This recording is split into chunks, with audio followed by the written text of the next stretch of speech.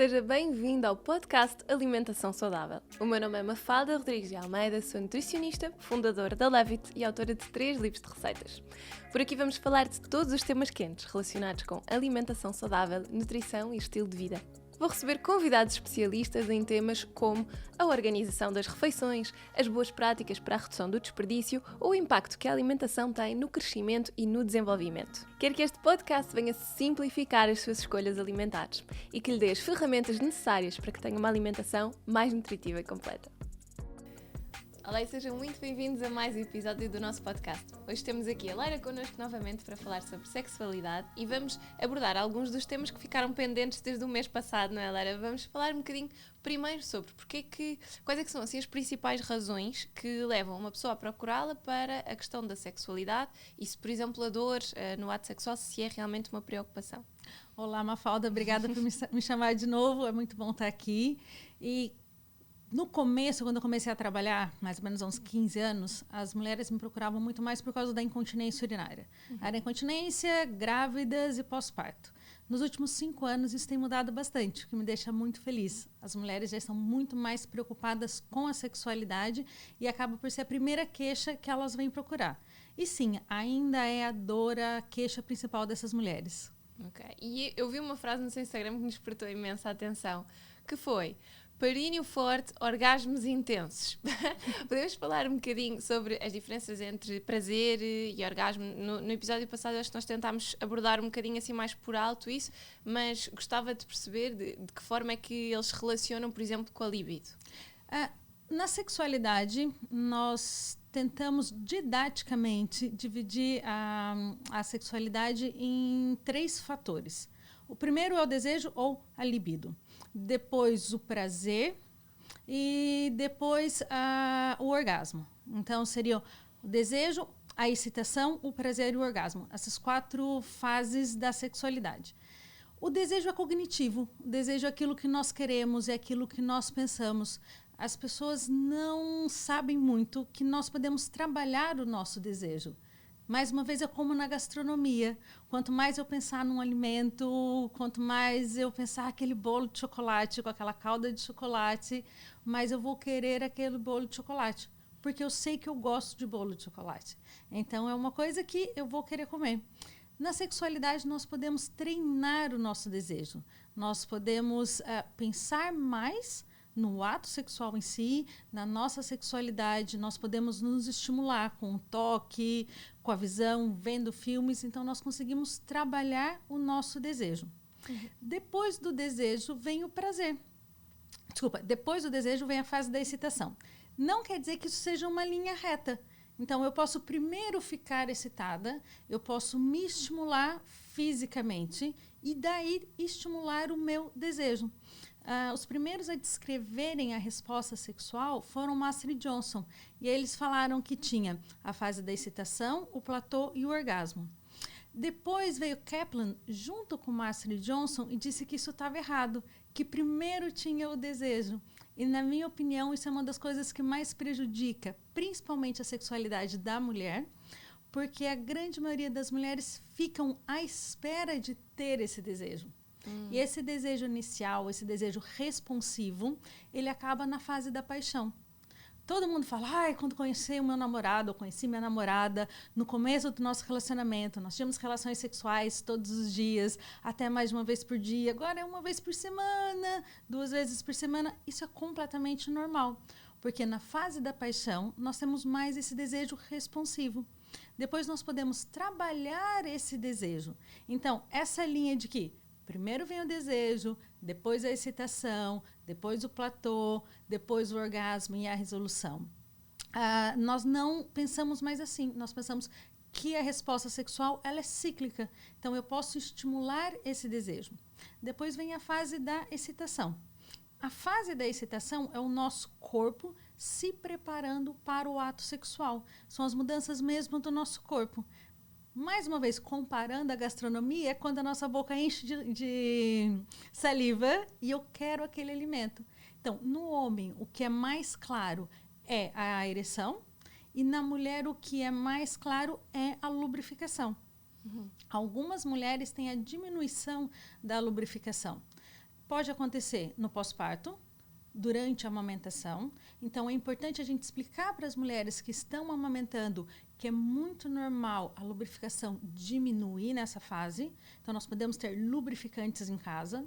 Na menopausa também diminui. Algumas alterações hormonais fazem com que essa lubrificação diminua. Depois a gente tem o prazer. O prazer é aquilo que a gente sente durante o ato sexual. Muitas vezes, quando eu pergunto para as minhas pacientes, você tem prazer? Elas falam não. Porque elas estão pensando que elas não têm orgasmo. Não ter o orgasmo não quer dizer que ela não tenha prazer durante a relação sexual, ela ou ele. Então, o prazer é aquilo que a gente sente durante todo o ato sexual. Se nós estivermos falando de uma relação com penetração via vaginal, quanto mais saudáveis estão aqui os músculos do períneo, mais prazer essa mulher vai ter. Tanto ela, e se ela estiver tendo uma relação com penetração com um parceiro, também o parceiro, porque a vagina vai estar mais fechada e essa penetração vai ter mais consistência. Não vai ser aquela coisa de que eu não sinto tanto o pênis dele mais, ou o parceiro fala, eu não sinto tanto prazer durante a relação sexual. E depois é que vem o orgasmo. O orgasmo é o ponto alto da relação sexual, mas não quer dizer que eu não vou ter uma relação sexual sem orgasmo. Não é prazerosa. Ela pode ser prazerosa e, eventualmente, a gente não chegar no orgasmo. O orgasmo não é uma obrigação. Então, uma relação sexual pode ser muito boa, mesmo sem o orgasmo. Quando nós temos o orgasmo, há uma contração aqui dos músculos do períneo, há uma contração do colo do útero e da parede vaginal. Então, se eu consigo controlar o meu músculo do períneo, porque a parede vaginal e o útero são de musculatura lisa, a gente não consegue controlar. O que eu consigo controlar disso é o músculo do períneo. Então, eu aprendendo a contrair na hora certa, a relaxar na hora certa, eu consigo ajudar a minha paciente, ou eu, enquanto mulher, consigo controlar o meu orgasmo. Tanto as mulheres quanto os homens. Então, a relação sexual, a sexualidade, ela não é inata. A gente não nasce sabendo fazer sexo e sendo expert. Isso pode ser aprendido e isso pode ser trabalhado. Exato. E depois há aqueles orgasmos múltiplos também, que já ouvi falar sobre isso. O que é que isso quer dizer? Então, falando em orgasmo. Ou tipos diferentes, Tipos diferentes de orgasmo, exatamente. Primeira diferenciação que fazem do orgasmo, ou que faziam por causa de Freud, era o orgasmo vaginal e o orgasmo clitoriano. Então, Freud dizia que as mulheres mais maduras conseguiam ter o orgasmo vaginal e as mulheres mais infantis ou não tão maduras só conseguiriam ter o orgasmo clitoriano. Isso é uma grande mentira. Porque quando nós falamos do clitóris, eu mostrei isso no outro, o clitóris ele é desse tamanho, certo? Então, o clitóris ele é muito mais do que só essa pontinha que a gente consegue visualizar aqui. O que a gente visualiza é a glande do clitóris, mas o clitóris está aqui em volta da vagina e no osso púbico. Sempre que tem penetração, há contato do pênis com o clitóris. Mas não vai ter necessariamente contato com a glande do clitóris. E a glande do clitóris é onde nós temos mais sensibilidade. É igual no homem. O homem vai ter muito mais sensibilidade na glande do pênis do que no corpo do pênis. É muito difícil para um homem conseguir ter o orgasmo se a gente só manipular o corpo do pênis. Ele também precisa de estímulo na glande. Quando nós estamos falando da penetração, ele tem esse estímulo. Nós é que não temos. Então, o orgasmo vaginal e o orgasmo clitoriano não existe. O que existe é orgasmo. E a grande maioria das mulheres só vai conseguir ter o orgasmo se tiver estímulo na glande do clitóris. Aqui. Durante a penetração, pode utilizar acessórios para ter esse estímulo. Então, nós temos imensos acessórios que ajudam a sexualidade da mulher, a sexualidade do homem e a sexualidade do casal. Então, nós podemos estimular com a mão, nós podemos estimular com o vibrador, o homem pode utilizar o anel peniano, e aí nós vamos ter o estímulo na glande do clitóris, que facilita muito que a mulher tenha o orgasmo. A partir do momento que nós aprendemos a ter um orgasmo, nós mulheres conseguimos treinar e conseguimos ter os orgasmos múltiplos, que é um orgasmo seguido do outro. Os homens já têm muito mais dificuldade em ter os orgasmos múltiplos porque o pênis é maior. Então, o pênis precisa de muito mais sangue para ter a ereção. Quando ele tem um orgasmo, provavelmente o pênis vai ficar flácido. Então, ele não consegue manter a relação sexual para ter outro orgasmo. Como o clitóris é menor, ele consegue ter uma segunda ereção e nós, mulheres, conseguimos ter os orgasmos múltiplos. Mas acho que isso é um assunto que quase nem se fala, não é? Porque não é uma coisa que seja muito comum nós ouvirmos, não é? Ouvimos os diferentes tipos, mas depois assim... Porque quem tem orgasmos múltiplos são as mulheres e nós falamos muito mais da sexualidade do homem do que da mulher. É verdade. É verdade. O Viagra já está sendo comercializado há anos e nós temos pouquíssimas coisas para as mulheres dentro da indústria farmacêutica. Eu sei que na alimentação temos muita coisa, mas na indústria farmacêutica primeiro começaram a tratar o homem. E o tratamento da sexualidade na mulher ainda não tem tantos estudos, não tem tanto investimento. A questão nem não são só os estudos. Não tem tanto investimento para a sexualidade feminina como tem para a sexualidade masculina. Então, talvez não se fale tanto dos orgasmos múltiplos porque os homens não vão ter. Exato. Temos um pouco de ciúmes deles também. Sim, mas esta questão da lubrificação também que estava a falar, parece que é um assunto que não é muito promovido. Por exemplo, a nível da alimentação, nós sabemos que se nós estivermos bem hidratados, se fizermos uma alimentação que seja equilibrada, que não tenha muitos açúcares ou muitos alimentos que são mais pró-inflamatórios, nós sabemos que a probabilidade de nós também termos maior fluidez, maior lubrificação é melhor, não é?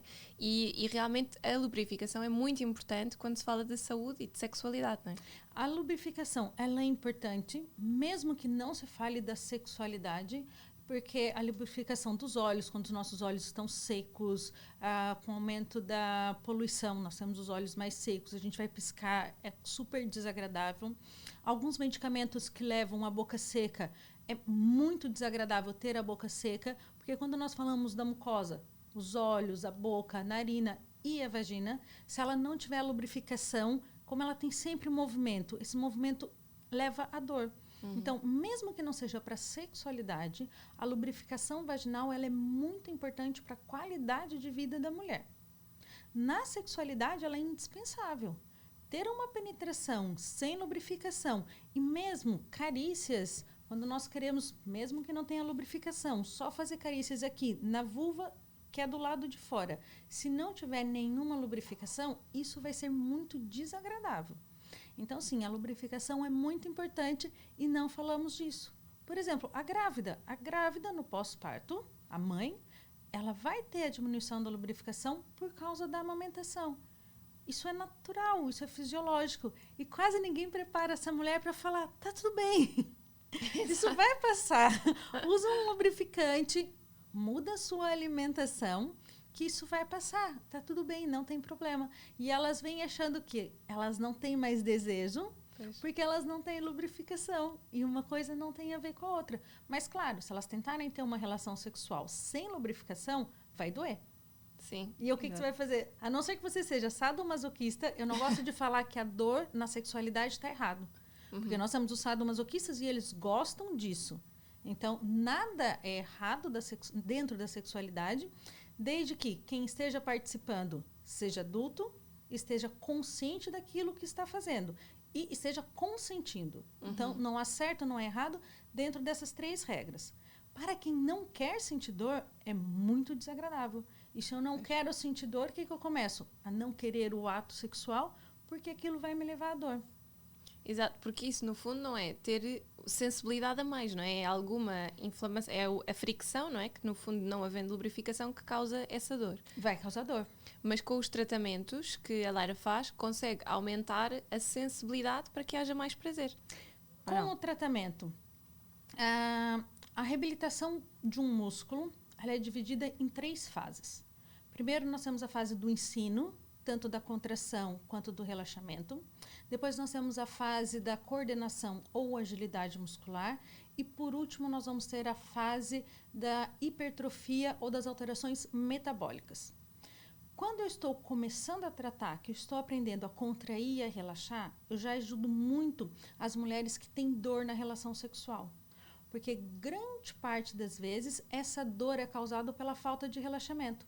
Se os músculos do períneo fecham a vagina, na hora da penetração, se eu tiver contraída, o pênis vai entrar e vai levar dor. E o que geralmente a gente faz quando a gente sente dor? Contrai mais. E fica aquele ciclo vicioso. Dói, eu contraio, dói. E aí a mulher não consegue ter a penetração. Então, logo nas primeiras sessões, ela vai aprender a relaxar. Depois ela vai aprender a contrair e relaxar esses músculos em diferentes situações, que aí ela vai aprender melhor sobre o orgasmo. Só quando eu chego na fase das alterações metabólicas é que eu consigo aumentar a produção do colagênio. E quando eu aumento a produção do colagênio, eu também vou melhorar a lubrificação dessa mulher. E durante tudo isso, a melhora da irrigação sanguínea, a melhora da sensibilidade, da parte nervosa, vai melhorar muito a sensibilidade da pele. Então, ela vai passar por todos esses fatores para melhorar a sexualidade. E eu aqui vou fazer uma pergunta que vai ligar um bocado a isso, porque eu sinceramente não sei se é, por exemplo, uma pessoa que esteja a fazer suplementação de colagênio, né, porque é muito comum e isso acontece muito também nas minhas consultas, as pessoas quererem a suplementação de colagênio, e se isso pode ajudar também neste processo. Claro que sim, pode porque ajudar. o colagênio vai agir, ele não é sítio específico, Pois, ele age no por isso, corpo daí todo. a pergunta, não é? Sim, vai Porque ele não ajudar é muito seletivo. também na parte ginecológica. Ok, então também podemos apontar para esse benefício. Ou seja, Com certeza. No fundo, o que acabaria por ajudar? Claro que uma alimentação, mais uma vez, com menos alimentos inflamatórios, mais vitamina C, também vai ajudar. Mas, como a gente disse no começo, há pouco investimento científico para nós falarmos esse o benefício, são esses os benefícios, você vai ter esse benefício em 30 dias, em 45 dias, porque nós ainda não estudamos muito, porque isso é qualidade de vida, isso é prazer sexual da mulher. Então, não temos muitos estudos sobre isso. Mas, sim, vai melhorar o colagênio também no pavimento pélvico, melhorando a sexualidade dela. E no caso dos homens, porque nós também do outro episódio incidimos imenso nas mulheres, agora também temos estado aqui a falar das mulheres, mas os homens também fazem tratamentos consigo, e o que é que, no fundo, os tratamentos consigo podem ajudar? É mais na parte de disfunção erétil, por exemplo? Os homens acabam por procurar menos a fisioterapia uroginecológica. Geralmente os homens procuram quando eles fazem a cirurgia do cancro da próstata. Então nós temos aqui a bexiga com a uretra. Na base da bexiga nós temos a próstata. Aqui nós temos o reto e o ânus. Os homens, quando eles têm o cancro da próstata, eles têm que fazer a prostatectomia radical, que é a retirada dessa próstata. Hoje as técnicas cirúrgicas já são muito melhores, mas antes esses homens iam ficar tanto com disfunção erétil quanto com incontinência urinária. A causa dessas patologias geralmente era uma lesão nervosa, porque o nervo pudendo que irriga essa região passa muito próximo dali. Então não é que o médico corta o nervo, mas há uma pequena lesão nesse nervo e a reabilitação de uma lesão nervosa ela é feita geralmente com fisioterapia. Então a grande maioria dos meus pacientes que me procuram dos homens são no pós-prostatectomia, por causa da incontinência urinária e da disfunção erétil. E com o tratamento nós conseguimos ótimos resultados. Mas fica uma dica para os homens. Quando nós trabalhamos um músculo, nós aumentamos a irrigação sanguínea para aquela região. Se eles trabalharem o músculo do pavimento pélvico, eles vão ter mais sangue na pelve. Tendo mais sangue, eles vão ter uma ereção com maior potência, e eles conseguem retardar cada vez mais as disfunções eréteis que acabam por surgir aos 45, 50 anos. A ereção não tem tanta potência quanto tinha aos 20 e uma vez ou outra aquilo pode não dar certo.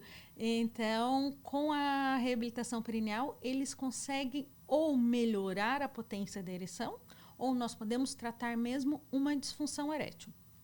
Outra queixa que os homens podem ter é a ejaculação precoce ou a ejaculação prematura. É quando num tempo muito pequeno, e esse tempo muito pequeno depende muito de casal para casal, ele vai ter a ejaculação que não vai deixar a relação sexual ser satisfatória para o casal. Então, nós também conseguimos, através da reabilitação perineal, ajudar esses homens para que eles consigam ter uma ereção mais longa e uma relação sexual mais duradoura. Pois, porque nós falamos muito das mulheres, mas depois, na realidade, isto pode prejudicar a qualidade de vida tanto de um como do outro, Tanto não de um é? quanto do outro, com certeza. E são sempre assuntos delicados e que uma reabilitação pode ajudar bastante, não é? Pode fazer aqui toda a diferença. Pode ajudar muito. O sucesso da fisioterapia nas disfunções sexuais é muito bom. Nós conseguimos ajudar muito esses pacientes. Tem que ser um fisioterapeuta especializado. Que às vezes eu pego pacientes que falam, eu já fiz fisioterapia, eu fiz isso, eu vou ver o que ele fez. Mas não foi um tratamento especializado nisso. Por exemplo, o músculo do períneo está aqui dentro. Você fazer agachamento, fazer abdominais, fazer exercícios que estão para o braço, para a perna, para o tronco e não estão para o músculo do períneo, esses exercícios dificilmente vão te ajudar. Certo? Então, tem que ser mesmo um tratamento específico da uroginecologia. Pois, e agora estava a pensar, quem nos está a ouvir durante toda esta fase de confinamento, pais, por exemplo, que tenham os filhos em casa e que de repente deixam de ter um momento sozinhos, não é? Explorar a sexualidade deve ser desafiante. É um desafio. É um desafio e é um desafio porque nós temos famílias que vivem mesmo num ambiente muito pequeno.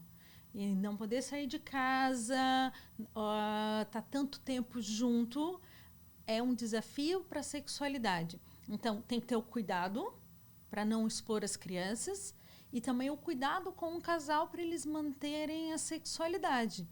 Dependendo da idade da criança, já se pode dizer, papai e a mamãe vai namorar. E os pais têm esse direito. E isso pode ser enquadrado num ambiente familiar de uma maneira natural.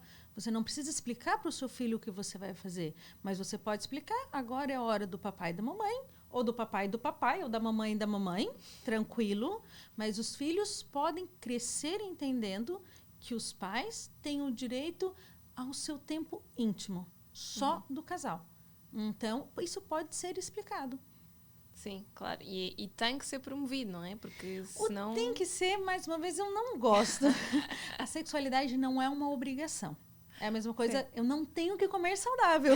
Se eu comer saudável, eu vou ter uma vida melhor. Mas não é uma obrigação. Eu também tenho o meu direito de ir no fast food e comer alguma coisa.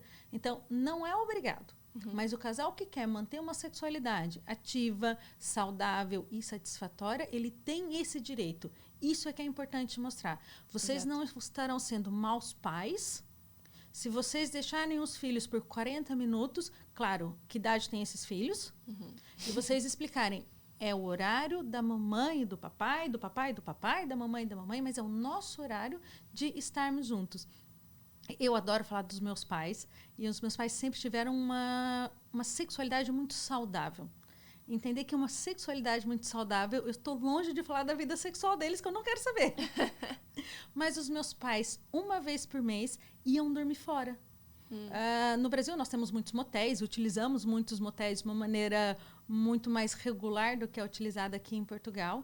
E uma vez por mês, os meus pais falavam, é o nosso dia de estar sozinho. Meu pai terminava de trabalhar, iam para fora, voltavam no dia seguinte de manhã e estávamos lá. E isso para mim foi sempre muito natural. Claro, e eu me lembro no começo, por que vocês vão dormir fora? Sei lá quantos anos eu tinha. Mas depois era natural, é o nosso dia junto. Então, os pais merecem, e isso não quer dizer que você seja mau pai, que você está negligenciando o seu filho, que é falta de amor. Não.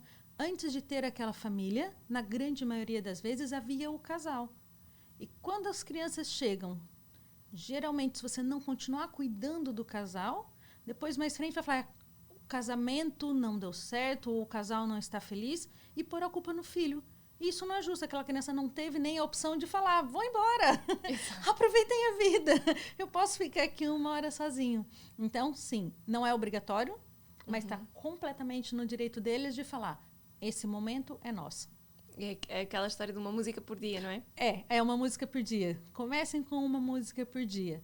Eu posso garantir que os filhos de vocês não vão crescer traumatizados por causa disso. Sim, nem vai haver nenhum tipo de constrangimento familiar se houver este momento, não é? Não quer dizer que haja... Não deveria haver. Às vezes há, mas eu acho que já estamos em 2021. Já podemos começar a falar mais. Olha, hoje para mim me aconteceu uma coisa fantástica, que uma paciente minha trouxe a filha dela, de 22 anos, para fazer uma avaliação, só para nunca ter um problema. Por acaso, isso era a minha próxima pergunta. Como é que nós introduzimos a conversa da sexualidade? Em que idade é que a Laira acha que isso pode ser interessante? Enquanto fisioterapeuta, essa não é a minha área de estudo, mas é a minha área de estudo no modo geral. Então, o que a gente preconiza nós não introduzimos esse assunto para as crianças pequenas, 1, 2, 3, 4 anos, 5 anos, mas nós não os constrangimos quando eles nos perguntam. Uhum. E nós podemos responder de acordo com a pergunta deles. Uma vez eu passei por uma situação muito interessante, estávamos no carro, um casal de amigos, com os 2 filhos, e o filho mais velho deles perguntou: o que é uma virgem? Ficou todo mundo constrangido, e eu acho que eles ficaram mais assustados o que eu ia responder do que com a pergunta da criança. E eu olhei, e ficou todo mundo quieto olhando para mim, é algo que nunca foi usado. Eu não menti. É importante não mentir.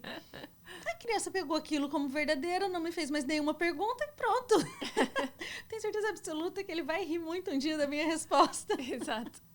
Mas a questão é essa. Responde a pergunta da criança. Ele só perguntou: quero uma virgem. É algo que nunca foi usado, não deixa de ser mentira. Claro.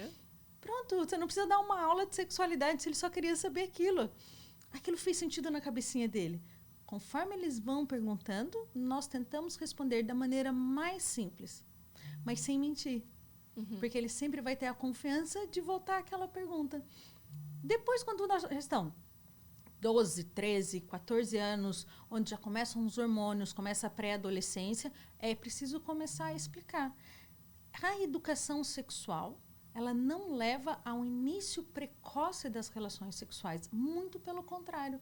Porque se eles têm essas informações, o que é pênis, o que é vagina, qual é a diferença do homem e da mulher, de uma maneira mais estruturada, eles não precisam estar explorando tanta essa curiosidade com os amigos. Uhum. Então, há um limite. E aí sim, já pode fazer mesmo uma educação sexual com essas crianças. E são mais bem instruídos, não é? Com Sabem certeza. Como se precaver. Tem vários estudos que mostram que principalmente as meninas, as mulheres que tiveram uma boa educação sexual, que elas entendem da sua sexualidade, elas sofrem muito menos agressão sexual, porque a agressão sexual não é só o estupro, elas sabem muito mais falar não, esse é o meu limite, do que aquelas que não tiveram essa educação sexual. Porque elas não tiveram essa educação sexual, elas não sabem onde é que elas têm que falar não. Uhum. Certo? De novo, na alimentação. Se a gente oferecer uma bolacha, pega uma, não come o pacote inteiro. Então, a gente aprende o limite do que eu posso e do que eu não posso fazer. Quando nós introduzimos a educação sexual para os pré-adolescentes, eles já sabem qual é o limite. E isso ajuda muito na educação e na sexualidade deles. E até esta questão da saúde mesmo, as infecções urinárias, no caso das meninas, infecções urinárias, a menstruação, etc., são temas que são importantes de elas terem capacidade também de transmitir, não é? De falarem abertamente com os pais para que se possa tratar rapidamente, para que se possa fazer uma alimentação para corrigir, porque muitas vezes eles alimentam-se mal, não é? Com certeza, eu ter a liberdade de falar do meu corpo, de qualquer parte do meu corpo. Olha, machuquei a mão, bati a cabeça. Tô com uma dor aqui na vagina, na vulva, na pepeca, cada um dá um nome, mas ela ter essa liberdade de falar para um adulto que ela confia o que ela está sentindo, ela ou ele, é extremamente importante. Porque às vezes, quando a gente fala de criança, 2, 3, 4, 5 anos, que ainda são os pais que dão banho e consegue ver a parte íntima dos filhos, ainda está mais tranquilo. Mas, sei lá, dos 7 aos 12, onde eles já tomam banho sozinhos, os pais não estão lá mais investigando. Se eles não tiverem a liberdade de falar o que eles estão sentindo, podem ter uma infecção, podem ter um fungo, podem ter doenças que só vão descobrir muito para frente porque a criança está constrangida de falar que a sua parte íntima tem alguma coisa. Alguma coisa de errado, não é? Algum desconforto. Que não precisa ser de errado, é alguma coisa, né? Exato, mas que eles notem que é diferente, não é? Exatamente. E que detectaram ali alguma coisa que alguma coisa não faz parte. Que não faz parte. Então, as crianças têm que ter essa liberdade de falar da zona íntima, como nós falamos do pé, da cabeça, da perna. E isso só é saudável. Melhora muito a qualidade de vida, não só sexual, quanto a saúde de um modo geral. Eu foi muito curiosa já que estamos a falar deste tema. Da outra vez falámos do seu documentário do Sexo é Bom e Eu Gosto. Sim. E eu gostava de saber onde é que nós podemos ir ver, o que é que trata no fundo, porque as pessoas que nos estão a ouvir de certeza vão ficar curiosos, depois daquilo que a Lara foi explicando aqui. Acho que é interessante nós também aumentarmos esta nossa literacia na sexualidade, porque isto realmente, eu acho que todas as áreas da nossa saúde são importantes para a qualidade de vida. Esta é uma delas e tem um impacto muito grande porque é muito real, não é? Todos nós temos relações. E acho que é muito interessante percebermos também, ouvirmos profissionais que falam de uma forma muito aberta e muito explícita de como é que nós podemos promover essa saúde sexual, neste caso. O que aconteceu? Quando eu comecei a trabalhar, como meu pai é ginecologista, minha irmã é ginecologista, eu tenho amigas que falam, vocês na hora da janta falam de vagina, é verdade. Acontece bastante. Eu só fui descobrir o constrangimento de se falar isso, eu já tinha quase 30 anos. Então, porque para mim isso sempre foi muito mais comum. Então, foi quando eu vim para cá que eu realmente comecei a trabalhar e falava, mas por que esse constrangimento? E foi aí que eu comecei a fazer as minhas palestras. A primeira palestra que eu fiz foi Vagina, essa ilustre desconhecida, que eu falo de uma maneira mais didática do corpo da mulher, da zona íntima da mulher, da sexualidade, mas não só da sexualidade, da gravidez, da continência urinária, de vários aspectos voltados à saúde da mulher. Depois eu fiz o Sexo é Bom e Eu Gosto, que era uma outra palestra. É uma outra palestra, quando eu podia, a gente juntava um grupo e fazia, que é mais sobre a sexualidade de um modo geral.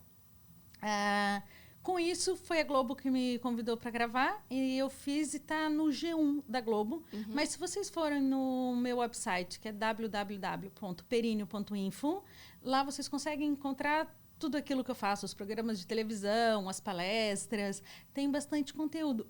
Que é interessante, porque hoje, com o acesso à internet, os jovens têm muita informação sobre tudo. E tem o Dr. Google.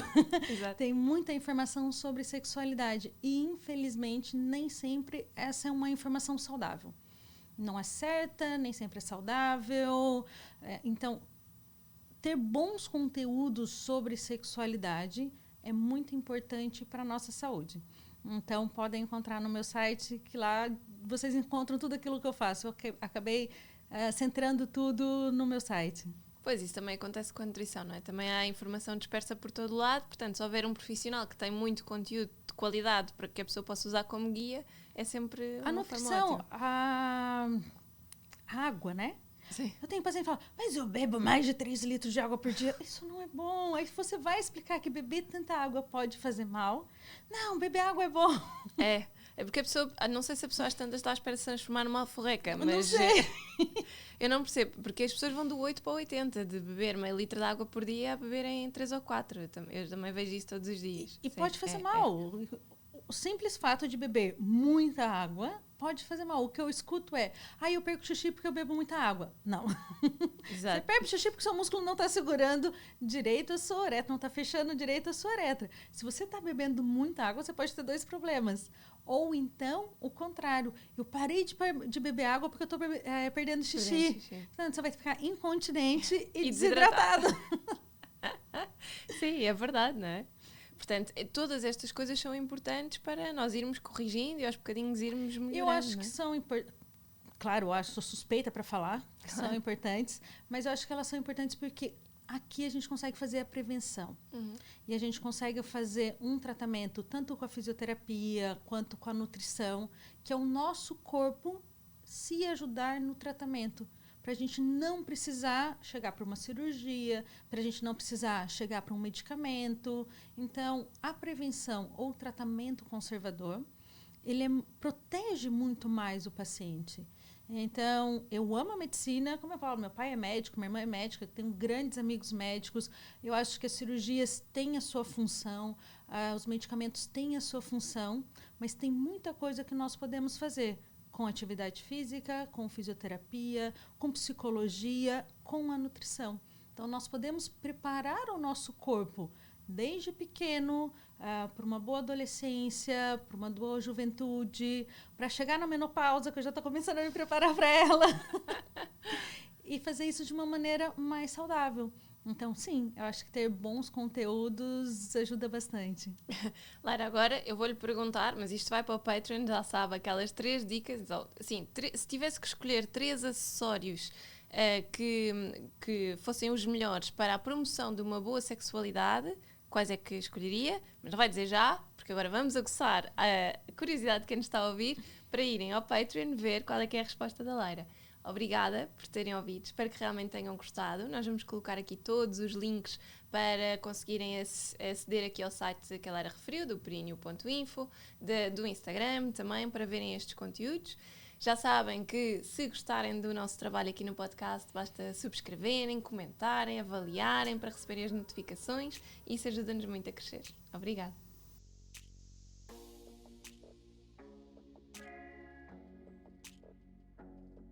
Se gosta dos conteúdos que vê por aqui, o Patreon é a melhor forma de nos apoiar. Ao subscrever este serviço, pode ficar com acesso a conteúdos exclusivos. E o que é que lhe posso prometer? Um acesso a uma newsletter todas as semanas, com um plano semanal de receitas vegetariano e outro com carne e peixe. O que é que isto lhe vai permitir? Variar as suas receitas diárias lá por casa, fazer com que a alimentação seja mais saudável e não ter aquela sensação de cansaço de já não sei o que é de fazer. Assim vai ter sempre ideias e até temos algumas sugestões de snacks e pequenos almoços que podem incorporar no seu dia-a-dia. Além disso, damos a oportunidade aos patronos de terem acesso exclusivo e antecipado aos nossos convidados e de poderem também colocar as suas dúvidas e as suas perguntas. E vamos ainda publicar todos os meses conteúdo exclusivo para os patronos sobre os temas que temos falado por aqui e ainda algumas perguntas e respectivas respostas que os nossos convidados dão e que são apenas exclusivas para quem subscreve o Patreon. Obrigada!